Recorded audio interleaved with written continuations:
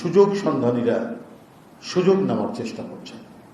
সামনে নির্বাচন, বিএনপির ভাবমূর্তিকে নষ্ট করা বা নানাবিধ কর্মকাণ্ডের জন্য একদিকে যেমন পলাতক দোসররা আছে, ঠিক তেমনিভাবে আরো দুই একটি রাজনৈতিক দল তারা করছেন। এবং এই যে নিজেদেরটা আড়াল করে আর বানোয়ার দিয়ে কি বলে যে কাহিনী তৈরি করে, কল্পকাহিনী তৈরি করে বিএনপির বিরুদ্ধে অপপ্রচার, এটা হচ্ছে রাজনৈতিকভাবে যারা একেবারে অপসংস্কৃতি মধ্যে ভোগেন এবং ন্যূনতম যাদের কোনো রাজনৈতিক সভ্যতা বলে কিছু নেই, তারাই এই কাজগুলি করতে পারে। আরে আমাদের তো প্রকাশ্যেই যারা বিএনপির নামে বা কোনো অঙ্গ সংগঠনের নামে কোনো ধরনের অপরাধমূলক চাঁদাবাজি দখলবাজির সাথে জড়িত ভুড়ি ভুড়ি প্রকাশ্যে প্রতিদিন কাউকে না কাউকে বহিষ্কার করা হচ্ছে, কারো পদ স্থগিত করা হচ্ছে, শোকজ করা হচ্ছে, আজীবন বহিষ্কার করা হচ্ছে।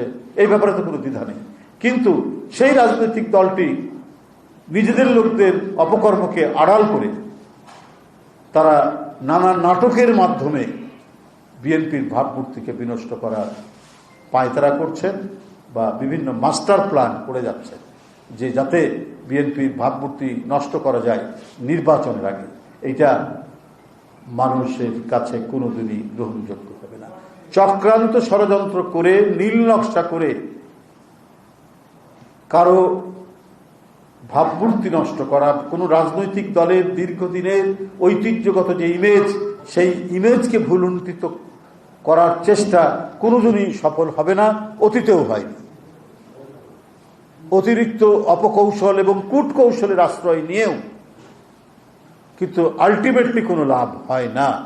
এটা অত্যন্ত প্রমাণিত এবং আমাদের বাংলাদেশের রাজনৈতিক ইতিহাসও প্রমাণিত যে একসাথে আন্দোলন করতে করতে এরশাদের বিরুদ্ধে করতে করতে হঠাৎ করে ডিগবাজি দিয়ে এরশাদের অধীনে চলে গেলেন, অথচ সবাই বলেছেন এরশাদের অধীনে নির্বাচন করব না।